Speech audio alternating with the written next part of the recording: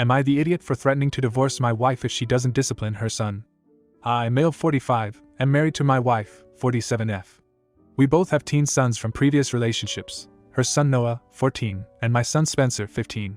Spencer's biological mom, my ex, is a deadbeat who doesn't pay her child support and hasn't spoken to Spencer in years, while Noah's biological dad is very involved in Noah's life and takes him every other week. Noah's dad also makes a fair bit more money than either me or my wife, and this leads to Noah having nicer things than Spencer. X. Noah has a fairly new iPhone while Spencer has an old model with a cracked screen. Noah's dad has promised to pay his way through college, while Spencer works 2 part-time jobs, by his choice, to start saving up but will still probably have to take out loans. Most relevant to our current problem, Spencer wears almost exclusively second-hand/thrifted clothes while Noah's dad buys him department store/name brand clothes. Because of the difference in the way the two boys dress, Noah has taken to making fun of Spencer for looking like a hobo, like he crawled out of a gutter, and like trailer trash. Just nasty, unnecessary, and in my opinion very classist insults. It's not like Spencer doesn't put effort into his appearance either. We just don't have the money to fill his closet with $30 t-shirts and $75 pairs of jeans. Now, Spencer has a bit of a temper, and the difference between his things and Noah's things is a sore spot. As a result, the boys have gotten into several shouting matches and one major physical altercation. Spencer is tall for his age and Noah hit puberty late, so it was more of a beatdown than a fight, though no one went to the hospital. I've spoken to my wife multiple times about disciplining Noah, but she insists that he's just doing it to get a reaction out of Spencer, and the solution is for Spencer to stop falling for it, rather than any consequences or even a strong conversation for Noah. I may have accepted this if Noah was in elementary school, but he's a teenager, and a teenager needs to at least be told not to antagonize his stepbrother who he knows has outbursts. I've tried to talk to Noah myself, but he just says, "You're not my dad, you can't tell me what to do." And yes, I have talked to Spencer about keeping his temper in check, but at this point, it's not his fault when he's constantly being demeaned for something he has no control over. After the aforementioned physical incident, I gave my wife an ultimatum: discipline Noah or I'm leaving. I told her that I couldn't keep my son in a home where he's constantly on edge because she refuses to parent her son. I told her that, as a step-parent, I have little authority over Noah, so it's on her to set him straight. She asked me if I was seriously considering divorcing her over the way she parents her son, and I said yes. That this isn't about her, but about protecting my son from Noah's bullying. She told me I was being manipulative, and that threatening divorce over every little thing is abusive. I tried to explain that this isn't a little thing, and she just told me to give her a few days to think things over, and I agreed to give her a week before I would contact a lawyer. Am I the idiot? Now for a few comments before the update. Not the idiot. Noah is bullying Spencer, and your wife is ignoring her responsibility to raise a decent human being. Spencer deserves better, and as his father, you have a responsibility to protect him. I wouldn't want to be married to someone who thinks my son should just put up with being bullied by their kid instead of teaching their kid not to be a bully. Comment 2. Not the idiot. Honestly, I'd start looking into lawyers now anyways. Maybe she'll say things will change, but I doubt they'll change for long, or maybe it'll just change when you're around. She's blaming your son for being bullied and downplaying her son's actions. Not sure why you'd want to be with someone who'd even think that that kind of behavior is acceptable. Try to get your son some help for his anger issues and take a look at things that you might qualify for due to having a lower income. Your son is working 2 jobs at 15. He's worried about what his future looks like. Comment 3. Not the idiot. She wouldn't be so nonchalant about it if it was her child being bullied. Stick to your guns, you're teaching your son. The best thing to do is to remove yourself from the situation in which you are being bullied and that you are willing to stand up for him. Your wife is an idiot. Now for the update. I've gotten in contact with a divorce lawyer and have begun to draft papers. Whether or no they'll be filed remains to be seen. Second, I didn't think I'd be updating so soon, but there's been a major development, so here goes. Yesterday, Noah's father, who I'll be calling Mike, called me. We have each other's numbers, but we generally don't speak, so this was a surprise. The following is an approximation of our conversation. Me: "Hey Mike, what's up?" Mike: "Hey, my name, nothing much, but I'm calling about a fight our boys got into, have you heard?" Me: "Oh yes, of course I heard. Thankfully neither were hurt badly." Mike: "Good, that's good to hear. Listen, from the way Noah tells the story, your boy, Spencer was it? Attacked mine over some petty argument over clothes. Now I know my boy can exaggerate, so I figured I'd call to get it from you." Me: "Yeah well, now I don't mean to call Noah any kind of liar, but that's only half the story. See, lately your boy has taken to picking on mine because you can afford to dress him in more expensive clothes. Now, I'm glad that Noah can have the clothes he wants thanks to you, but he's decided that makes him superior to Spencer. Noah called him a hobo, trailer trash, told him he looked like he crawled out of a gutter, and said he wouldn't be surprised if Spencer ends up on the street in 5 years. Mike. Wait, really? Noah said that? Me. Yes, he did. Can't imagine where he learned to speak like that. Mike. Not my house, that's for sure, but continue. Me. Right, now my boy can have a temper, and I'm working on that with him to be sure. But Noah wouldn't listen when I told him to knock it off. There have been a few yelling fights, and then a couple days ago Noah just kept winding him up and they were shouting at each other, and then Noah swung and well, the rest is history. Mike. Wait, Noah swung first? Me. Yup, but the rest of the hits were Spencer's. I'll be honest, it wasn't a fair fight at all. Like I said, I'm just glad neither got hurt too bad, but let me be frank. Your boy is causing problems in my house and he needs to stop before he gets put in the hospital. Could you talk to him about it? Sherry won't, but our relationship is a whole nother deal. Mike.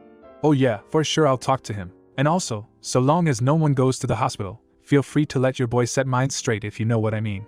That's how I learned to stop being a mouthy little poop. Maybe a little schoolyard justice will do the same for him. Me. Thanks man, I appreciate it. I'll pass your message to Spencer, but honestly I'd prefer less violence in my house. Anyway, I've got to run. Mike. Alright, but let's keep communicating about this. I'm so disappointed in Noah and I apologize that he's starting stuff with Spencer. Click anyway. Noah goes to Mike's place tomorrow, so hopefully his father can straighten him out. As for my relationship with my wife, I'll be having a serious sit down with her soon. If we can't work things out, that lawyer of mine will come in handy. And yes, I did tell Spencer what Mike said about setting Noah straight, but made it clear that Spencer is not to start anything. But if Noah gets physical first, Spencer has my permission to shut him down. Comment 1. I'm pretty sure he is picking up the words from your wife. He is getting it from somewhere, and if it's not the dad, then it's the mom. Are you sure your wife likes your son? Comment 2. You're the idiot. Honestly, what are you even doing threatening divorce over some kids fighting? It's a natural thing for teenagers to clash and have disagreements, and you're making a mountain out of a molehill here. Your son should learn to stand up for himself and not rely on you to solve all his problems. Instead of talking to lawyers, maybe focus on parenting both boys and teach them some respect for one another. Your wife is completely in the right here, and you're acting like a child yourself.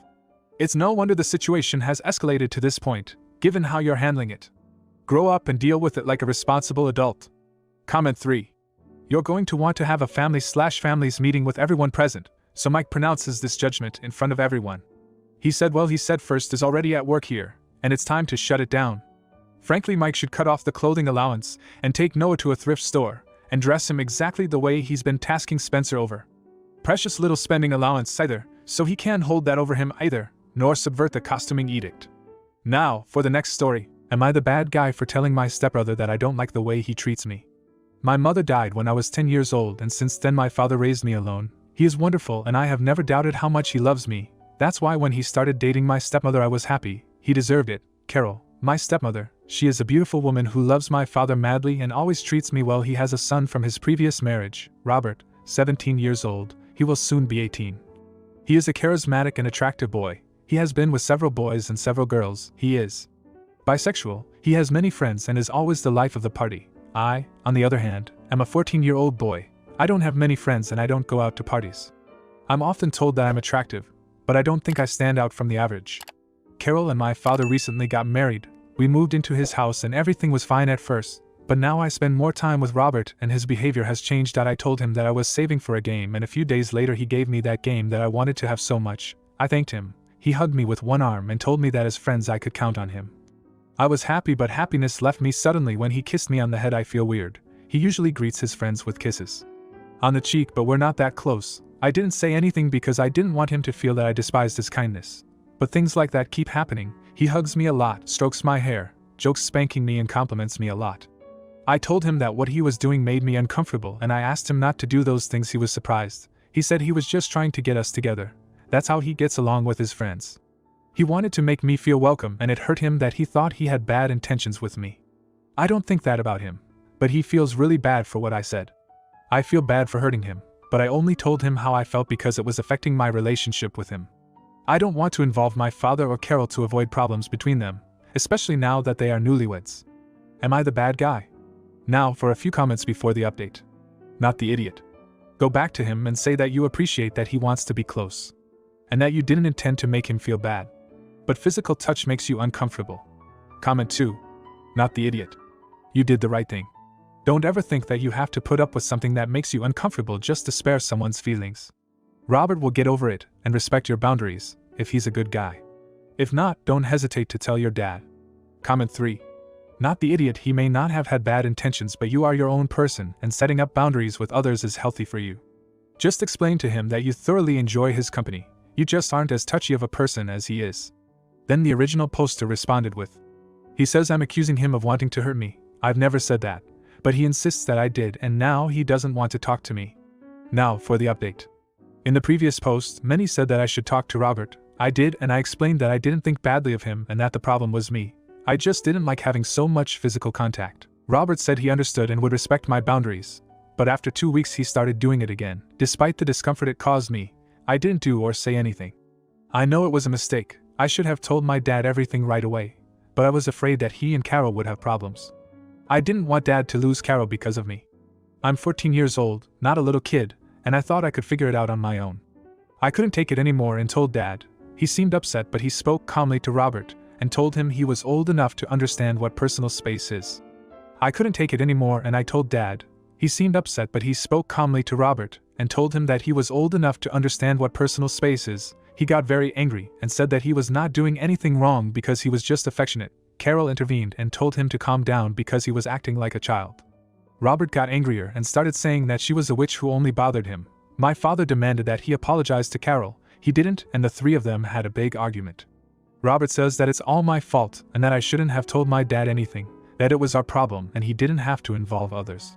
I told him that I did it because he was still invasive even after what we talked about. I also told him that he was very cruel to Carol. Robert says that he only told the truth, that he loves his mother but is still a witch, and now he won't talk to me until I apologize for not keeping things a secret. Comment 1. This line is screaming at me. And now he won't talk to me until I apologize for not keeping things a secret. OP, you 100% did the correct thing by telling your father about this issue, and I sincerely wish that you always keep the lines of communication open with him. Don't think about how it will affect his marriage, because he and his stepmother have already shown you they're on solid, objective footing. Nobody with good intentions would ever expect or demand you to keep secret about something that is being done to you, that makes you very uncomfortable, and that you've already clearly communicated was not welcome. Comment 2. You're the idiot. Honestly, what's the big deal? Robert was just trying to be affectionate, and you just blew this whole thing out of proportion. Everyone is so overly sensitive these days, and you just had to create a family drama out of it. All he did was hug you and be nice, but no, you had to go running to your dad and make it a big thing. Now, because of your overreaction, there's tension in the family. You should have just kept quiet and dealt with it like a mature person. Maybe if you weren't so uptight, you'd have more friends and go to parties like Robert. Grow up and stop causing problems for everyone. Comment 3. Not the idiot. You didn't feel safe. You told your father. Good job, Op. And as for Robert trying that, you shouldn't have told. That is grooming behavior. Good on you for telling. Keep yourself safe, Op. Do not apologize either, Op. Not even Tio. Keep the peace. If you liked this video, you'll probably like these too. Also, while you're here, please consider subscribing. It's your support that keeps this channel alive and allows me to make better and longer videos. Have a great day.